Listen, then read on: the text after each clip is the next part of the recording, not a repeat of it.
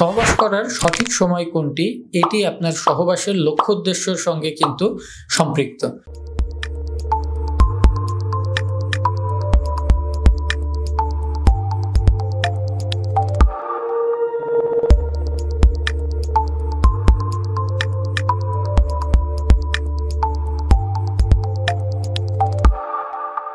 যদি আপনি বাবা হওয়ার জন্য সহবাস করতে চান সেক্ষেত্রে সবথেকে উত্তম সময় হচ্ছে আপনার স্ত্রীর মাসিকের যে মাঝামাঝি সময়, এই সময়টি। কারণ ঠিক মাসিকের 14 থেকে 18 দিনের পরবর্তী সময়ে বাংলাদেশে অধিকাংশ মেয়েদের ক্ষেত্রে যাদের 28 দিন বা 30 দিনের সাইকেল হয় তাদের জন্য ওভুলেশনের টাইম থাকে। এটাকে আমরা ডাক্তাররা গোল্ডেন পিরিয়ড বলি, অর্থাৎ এই সোনালী সময়ে সহবাসে বাবা হওয়ার সম্ভাবনাটা সবচেয়ে বেশি থাকে।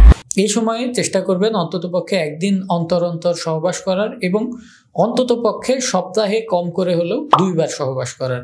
সেক্ষেত্রে দেখা যায় যে সবসময় একটা মটাইল এবং ফার্টাইল শুক্রাণু ডিম্বাণুর যে ডিম্ব নালী থাকে এই নালীর ভেতরে উপস্থিত থাকে এবং যে কোনো সময় ডিম্বাশয় থেকে ডিম্বাণুটি এই নালীতে প্রবেশ করলেই কিন্তু শুক্রাণু তাকে নিষিক্ত করতে পারে। অবশ্যই সেটা যদি আপনার স্ত্রীর ক্ষেত্রে ডিম্বাণুর কোনো সমস্যা না থাকে বা আপনার ক্ষেত্রে বীর্যের নড়াচড়া বা ঘনত্বের কোনো সমস্যা না থাকে সেক্ষেত্রে এটি সঠিক।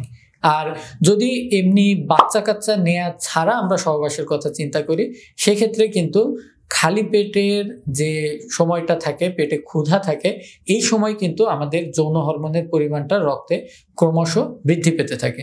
সেক্ষেত্রে খালি পেটে দেখা যায় এই যৌন চাহিদা এবং মেলামেশার আকাঙ্ক্ষাটাও বেশি থাকে। এটা পুরুষ এবং নারী উভয়ের ক্ষেত্রেই কাছাকাছি হলেও পুরুষদের ক্ষেত্রে এই পরিমাণটা বেশি দেখা যায়। তাছাড়া আমরা চাইলে রাতের যে শেষ ভাগ আছে এই সময়টাকেও আমরা আইডিয়াল ধরতে পারি এই সহবাসের জন্য। তো আশা করি আজকের এই ভিডিও থেকে আপনারা বুঝতে পেরেছেন যে আপনার লক্ষ্য উদ্দেশ্য অনুযায়ী কোন সময়ে সহবাস করলে আপনি ভালো পারফরমেন্স অথবা ভালো রেজাল্ট পাবেন। আল্লাহ হাফেজ।